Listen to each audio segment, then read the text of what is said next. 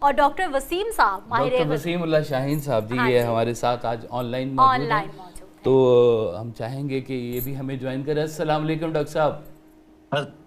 وعلیکم السلام، کیسے آپ؟ الحمدللہ الحمدللہ. آپ نے پوڈ کاسٹ میں سینکڑوں سوال مجھ سے پوچھے ہوں گے، آج میری باری ہے. اللہ اکبر.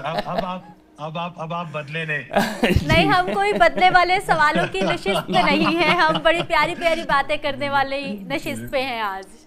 جی ڈاکٹر صاحب، آپ اکثر فرماتے ہیں کہ الحمدللہ انسان جو ہے وہ ہائیبرڈ ہے، روح اور جسم کا ایک کمبینیشن ہے، اور اللہ تعالیٰ نے اس کو بنا ایسے ہے کہ مٹی کھنکتی ہوئی میں پانی تھا اور اس میں پھر روح کا جب عنصر ڈالا گیا تو انسان وجود میں آیا. تو آپ اکثر اپنی ویڈیوز میں اور اپنے جتنے شوز ہوتے ہیں اس میں دونوں پہلوؤں کے اوپر آپ اکثر کنسیڈر کرواتے ہیں کہ جسمانی صحت اور روحانی صحت. تو عام انسان اس کو بیلنس کیسے کرے، ذرا اس پہ ضروری روشنی ڈالیے گا. جی انسان جو ہے نا، بالکل آپ نے صحیح کہا کہ انسان روح اور جسم کی کمبینیشن ہے. روح کو اللہ کا ذکر چاہیے، جسم کو صحیح خوراک اور ورزش چاہیے. یہ جو رمضان کا مہینہ ہے یہ بھوک اور پیاس کاٹنے کا مہینہ نہیں ہے، یہ ایک ڈسپلن کا مہینہ ہے، برداشت بڑھانے کا مہینہ ہے. اللہ کا ذکر بھی ہوگا، فاقہ بھی ہوگا. مجھے حضرت واصف علی واصف رحمۃ اللہ علیہ کا فکرہ یاد آ گیا کہ جتنی توانائی فاقے سے بحال ہوتی ہے اتنا کھانے سے کدھر بحال ہوتی ہے. جن سے اللہ پیار کرتا ہے ان کو فاقہ، جن سے اللہ پیار کرتا ہے ان کو کھانا دیتا ہے، جن سے زیادہ پیار کرتا ہے انہیں فاقہ دیتا ہے. اور جب تمہیں یہ پتہ چل جائے کہ فاقے عطا فرمائے جاتے ہیں تو تمہیں اپنے اضافی کھانے پہ تھوڑا سا افسوس بھی ہونا چاہیے. تو اسلام جو ہے نا وہ بڑا ایک بیلنس کا نام ہے. تو یہ جو رمضان کا بابرکت مہینہ ہے نا، یہ اصل میں وہ ٹریننگ ہے جو اللہ ہم سے کروانا چاہتا ہے، کیونکہ 11 مہینے ہم دنیا کی دوڑ میں مصروف رہتے ہیں، خود سے بھی غافل ہو جاتے ہیں، خدا سے بھی غافل ہو جاتے ہیں. تو یہ جو رمضان کا مہینہ ہے یہ ہمیں خود سے بھی آشنا کرتا ہے اور خدا سے بھی آشنا کرتا ہے. تو اس بیلنس کے ساتھ جب ہم چلتے ہیں اور رمضان کے مہینے کو پریکٹس کرتے ہیں، احساس بیدار ہوتا ہے، بھوک پیاس کی شدت کا اندازہ ہوتا ہے. ہماری ارد گرد نظر دوڑتی ہے کہ ہمارے معاشرے میں ایسے لوگ ہیں جو محروم ہیں، جو مسکین ہیں. تو اس مہینے میں ہم کھانے سے زیادہ کھلانے پہ زور دیتے ہیں. تو یہ اگر دیکھا جائے تو یہ 30 مہینے، وہ حضرت کا بڑا پیارا فکر ہے کہ زندگی رمضان جیسی کر دو تو جو آخرت ہے وہ آپ کو عید کی طرح ملے گی. آپ کو پراپر طریقے سے اللہ جو ہے وہ، آپ اس فکرے کو ذرا ریپیٹ کر دیں کہ جو زندگی رمضان جیسی کر دو، رمضان جیسی بنا لو، موت عید جیسی ملے گی تمہیں. سبحان اللہ. اللہ اکبر. تو اللہ ہمیں توفیق دے کہ یہ جو 30 دن ہے اس کو ہم آگے بھی کنٹینیو رکھیں استقامت کے ساتھ، کیونکہ حضرت ارشاد فرماتے ہیں کہ ڈاکٹر صاحب بڑی پیاری باتیں آپ کر رہے ہیں کہ ہمارا یہ ایک طرح کا ٹریننگ، تربیتی ورکشاپ ہے ہماری رمضان المبارک جو ہمیں اللہ تعالیٰ کی طرف سے عطا کیا گیا ہے. سر ہم تو بس 10 12 15 روزوں تک جو ہے وہ بہت زیادہ اسلامی ہو جاتے ہیں، ایک دم سے ہم لوگ نماز بھی ادا کرتے ہیں، زیادہ سے زیادہ نفلی عبادات میں بھی چلے جاتے ہیں. لیکن جیسے 10 12 15 روزے ہوتے ہیں پھر ہم شاپنگز میں لگ جاتے ہیں، پھر ہماری نمازیں بھی قضا ہونا شروع ہو جاتی ہیں، پھر ہم دنیا کی طرف چل پڑتے ہیں. کس طرح سے یہ ساری چیزیں اپنی ذات کا، اپنی شخصیت کا حصہ بنائی جا سکتی ہیں کہ ہم لوگ دنیا داری بھی کریں لیکن ان چیزوں کو بھی ساتھ لے کے چلیں؟ دیکھیں، دیندار کا دنیا دار ہونا بھی عبادت ہے. دنیا کمانے سے اللہ منع نہیں کرتا، لیکن اس میں جو استقامت والا پہلو ہے نا اس کے لیے سنگت کا، صحبت کا ہونا بڑا ضروری ہے. حضرت ارشاد فرماتے ہیں کہ اچھے لوگوں کا مل جانا اچھے مستقبل کی ضمانت ہے. تو قرآن کریم ہمیں 4 چیزیں بتاتا ہے کہ اللہ ایک ہے، dos and don'ts, purpose of life اور ہیئر آفٹر آخرت. تو کچھ عرصے کے بعد ہم نے ویسے بھی اس دنیا سے نکل جانا ہے. تو جب ہم آئے ہیں تو یہاں کچھ کام کرنے کے لیے آئے ہیں. جب انسان کو اس حقیقت کا علم ہو جائے کہ وقت تھوڑا ہے، زندگی تھوڑی ہے، اور اس تھوڑی سی زندگی میں ڈھیر سارے خیر کے کام کرنے، اور جب اللہ کا وہ شوق انسان کو عطا ہوتا ہے نا، اور جب اس کو پتہ چلتا ہے، وہ جو حضرت کا ایک بڑا پیارا فکر ہے کہ جہاں اللہ نے پابند کیا ہے وہاں آزاد نہ ہونا، جہاں آزاد کیا ہے وہاں پابند نہ ہونا. تو جب اس پابندی میں انسان کو وہ آزادی نظر آنی شروع ہوتی ہے اور اس کو وہ سکون قلب ملتا ہے. میں جس کرسی پہ بیٹھا ہوں، میں ڈاکٹر ہوں، میرے پاس کئی لوگ آتے ہیں، تو میں اسی نتیجے پہ پہنچا ہوں کہ دنیا کا سب سے امیر انسان وہ ہے جس کے پاس صحت ہے اور دل کا سکون ہے. اور آپ کو دل کا سکون اللہ کے بتائے ہوئے راستے سے ہی ملتا ہے، مخلوق خدا کو آسانیاں پہنچانے سے ہی ملتا ہے. تو یہ جو اللہ نے ہمیں ایک مہینہ دیا ہے، اگر اس کو ہم استقامت کے ساتھ آگے لے کے چلتے رہیں اور اپنی ذات کے ساتھ مخلص ہو جائیں، اور سنسیئر ہو جائیں تو ہماری ساری پرابلم جو ہے وہ دور ہو جائیں، کیونکہ حضرت کا جو یہ فکرہ ہے نا کہ پریشانی حالات کی وجہ سے نہیں، خیالات کی وجہ سے ہوتی ہے، اور وہ خیالات اسی لیے پریشان ہوتے ہیں، ہمارا حسن خیال اسی لیے خراب ہوتا ہے کیونکہ ہم اللہ کی بتائی ہوئی باتوں پہ عمل نہیں کر رہے۔ سرکار وائس صاحب کا مجھے ایک جملہ یاد آ گیا، آپ فرماتے ہیں کہ تمہارا گھر سامان سے بھرا ہو، تمہارا دل خواہشات سے بھرا ہو، پیٹ تمہارا خوراک سے بھرا ہو، تو ایسے میں تمہارے دماغ کا خالی ہونا لازمی ہے۔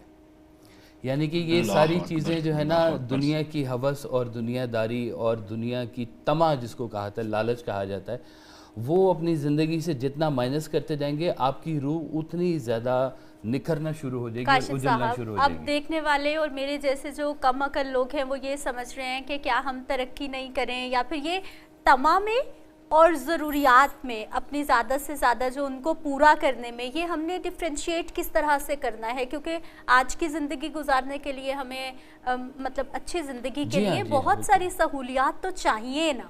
ڈاکٹر صاحب سے پوچھتے ہیں نا، ڈاکٹر صاحب بتائیے اس موضوع کے ڈفرینشیٹ کیسے اوپر کریں کہ آپ کس حد تک آپ کو دنیا حاصل کرنی ہے اور کس حد تک دنیا نہیں آپ کو حاصل کرنی۔ اس کے اوپر اسی کے اوپر حضرت واصف علی واصف رحمۃ اللہ علیہ کی بڑی پیاری دعا ہے کہ یا اللہ ہمیں اتنا دے کہ ہم خوش ہو جائیں، اور ہم تیری راہ میں اتنا دیں کہ تو خوش ہو جائے۔ تو جو حاصل ہے اس کو اگر کچھ کچھ تقسیم کر رہے ہو تو پھر یہ دنیا بھاری نہیں لگے گی، لیکن اگر دنیا میں ہی الجھ گئے، نبی کریم صلی اللہ علیہ وآلہ وسلم کی حدیث مبارکہ ہے، اس کا مفہوم ہے کہ ایک صحابی کے کندھے پہ ہاتھ رکھ کر نبی کریم صلی اللہ علیہ وسلم نے ارشاد فرمایا کہ دنیا میں ایسے رہو جیسے کوئی اجنبی رہتا ہے یا جیسے کوئی مسافر رہتا ہے۔ تو وہ صحابی اس حدیث کو مرکز بنا کر اکثر کہا کرتے کہ دن مل جائے تو شام کا انتظار نہ کرنا، شام مل جائے تو صبح کا انتظار نہ کرنا۔ تو یہ جو آپ نے بھی تھوڑی دیر پہلے ایک فکر ارشاد فرمایا نا کہ جتنی محنت ہم رزق تلاش کرنے میں کرتے ہیں اس سے تھوڑی محنت میں پورا رازق مل جاتا ہے، اسی کے اوپر ایک حدیث قدسی ہے کہ اللہ کریم ارشاد فرماتا ہے کہ اے میرے بندے، جیسے میں تجھ سے کل کا کام نہیں مانگتا تو مجھ سے کل کا رزق بھی نہ مانگ۔ تو اگر ہمارا توکل اللہ سے ایسے قائم ہو جائے تو یہ دنیا ہمیں تنگ نہ کرے۔ ہماری پریشانیاں کیا ہے؟ سٹیٹس، پیسہ، لوگ، مطلب وہ دنیا دار کی قیامت کیا ہے کہ پیسہ چلا جائے، اور محبت والوں کی جو قیامت ہے وہ یہی ہے کہ محبوب جدا ہو جائے۔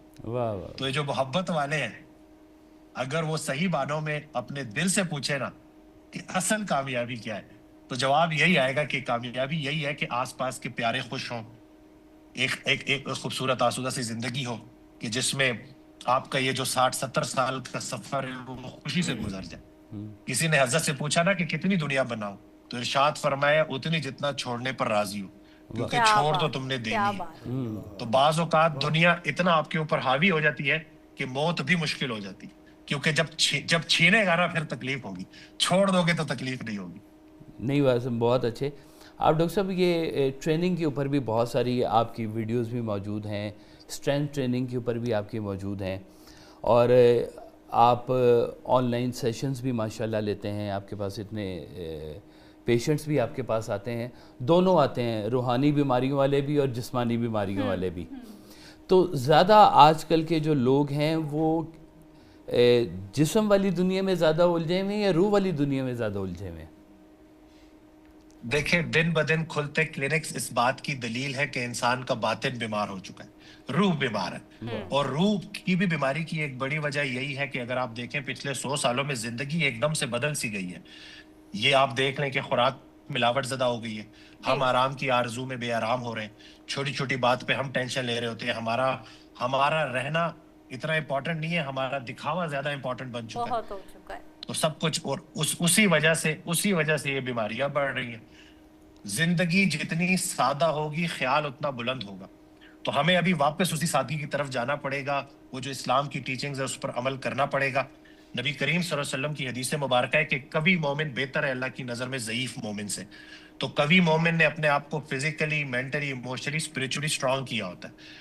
تو پہلے آپ نے اپنی خدمت کرنی ہوتی ہے تاکہ آپ دوسروں کی کر سکیں۔ تو یہ وہ دور ہے جس میں ہمیں ایکسرسائز کے لیے بھی آواز لگانی پڑ رہی ہے، اور قرآن کریم کی بھی ایک آیت ہے نا کہ لقد خلق الانسان فی کبد، ہم نے انسان کو مشقت کے لیے پیدا کیا۔ ایک حدیث مجھے یاد پر سخت اور دوسروں پر نرم ہو۔ تو یہ جو ڈسپلن ہے نا، یہ جو اس رمضان کے مہینے کا جو مشقت سکھاتا ہے، خوراک سے دوری، بھوک پیاس کاٹنا، اعتدال کرنا چیزوں میں, بیلنس, وہ یہی ہے کہ انسان اپنے آپ کے اوپر کام کر سکے, اپنی ذات کی طرف متوجہ ہو سکے. تو میرے پاس جتنے لوگ آتے ہیں ان سب کو میں یہی کہتا ہوں کہ خود سے محبت کرو, خود سے محبت, خدا سے محبت, اپنی ذات کے ساتھ مخلص ہو جاؤ. تو میں یہی جو ہے میرا مشن ہے کہ میں لوگوں کو یہ اویئرنیس دوں کہ لوگوں کو ڈائٹ, ایکسرسائز, لائف کے آرگینک کرنے کی, لائف کے سمپل کرنے کے فائدے پتہ چل سکے. ایک ڈاکٹر صاحب آپ کا جو ہے نا بڑا قیمتی ایک پروگرام ہے جس کا نام ہے شوگر ریورسل پروگرام, جو کہ لوگ نہیں مانتے کہ آپ کی جو شوگر ہے یہ کبھی ریورس بھی ہو سکتی ہے, اور دوائیاں اور انسولین اور آپ کی باڈی کے اندر اب تو وہ گیجٹس لگنے شروع ہو گئے ہیں کہ انسولین اندر ہی ایجیکٹ ہو جائے گی, اور یہاں پہ موبائل لگا کے ہر وقت چیک کر رہے ہوتے ہیں کہ کتنی شوگر ہے ہماری اور کیا ہے نا جی, وہ ہر وقت کی انسولین سے وہ جان چھوٹے. تو یہ عام بندے, ظاہر ہے اس دنیا میں بغیر سٹریس کے رہنا تو ناممکن ہے, تو سٹریس ایک بڑا کاز ہوتا ہے یہ انسولین کے لیے. آپ کسی کو کیا سجیسٹ کریں گے کہ سب سے پہلے وہ کون سے ٹیسٹ کروائے تاکہ اس کو پتہ چلے کہ وہ اپنی بیماری کے کس دہانے تک وہ پہنچ چکا ہوا ہے؟ دیکھیں, اگر آپ کو ڈائبٹیز ہے یا آپ کی فیملی ہسٹری ہے کہ جس میں آپ کا رسک زیادہ ہے, تو یہ جو کچھ ٹیسٹ میں بتا رہا ہوں نا, یہ تو لازمی کروائیں. آپ نے فاسٹنگ انسولین ٹیسٹ کروانا ہے. ڈائبٹیز, ٹائپ 2 ڈائبٹیز کی جو جڑ ہے اس کو کہتے ہیں انسولین ریزسٹنس. اس کا ہمیں پتہ چلتا ہے فاسٹنگ انسولین ٹیسٹ سے. شوگر ٹیسٹ نہیں, وہ الگ ہے, فاسٹنگ انسولین ٹیسٹ. پھر ہم نے دیکھنا ہے ہمارا لبلبا پینکریاس کتنا کام کر رہا ہے, اس کا ٹیسٹ ہے سی پیپٹائڈ. پھر ہم نے دیکھنا ہے کہ کہیں ہمارے کولیسٹرول کی کوالٹی تو خراب نہیں ہوئی, اس ٹیسٹ کو کہتے ہیں لپڈ پروفائل. پھر ہم نے دیکھنا ہے ہماری باڈی میں سوزش کتنی ہے, اس کو کہتے ہیں سی آر پی. اور ایک جو مشہور زمانہ ٹیسٹ ہے HbA1c, 3 ماہ کی شوگر کا ٹیسٹ. تو اگر آپ کو ڈائبٹیز ہے یا آپ کی فیملی ہسٹری ہے تو 6 ماہ میں ایک دفعہ یہ ٹیسٹ لازمی کروائیں تاکہ آپ کو پتہ چلے کہ آپ کی باڈی کے اندر کیا چل رہا ہے. اور جب میں ڈائبٹیز ریورسل کی بات کرتا ہوں نا, تو حضرت کا مجھے فکرہ یاد آتا ہے کہ ہم اپنی چال ٹھیک کر لیں گے تو ستاروں کی چال ٹھیک رہے گی.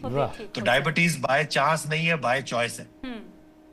کیا میں اچھا کھاتا ہوں, کیا میں ورزش کرتا ہوں, کیا میرا توکل اللہ پہ اسٹرانگ ہے, کیا میری نیند اچھی ہے, زندگی کے دسترخوان پر سب سے میٹھی ڈش میٹھی نیند ہے. حضرت کا بڑا پیارا فکر ہے. تو یعنی کہ ان چیزوں کے اوپر کام کرنا ہے کہ کہیں میں ان چیزوں کا سٹریس تو نہیں لے رہا جو میرے اختیار میں نہیں, جیسے رزق کا وعدہ اللہ نے کیا. تو بہت ساری پریشانیاں, غلط فہمیاں تو ہم نے خود ہی کریٹ کی ہوئی ہوتی ہیں. اور ڈائبٹیز کے ہونے کی ایک بڑی وجہ سٹریس بھی ہے. جب ہمارا سٹریس ہارمون زیادہ ہوتا ہے, کورٹیسول کے لیولز بڑے ہوتے ہیں, اس کی وجہ سے بھی شوگر بڑھ جاتی. یہ سٹریس کو سب سے پہلے ہم نے بہتر, جب سٹریس آتا ہے ڈاکٹر صاحب, تو سب سے پہلے انسان کو اس سٹریس کو کیسے میئر کرنا ہے, روکنا کیسے ہے کہ وہ ہماری باڈی کے اوپر اثر انداز ذرا کم ہو, زور کا جھٹکا ذرا دھیرے سے لگے.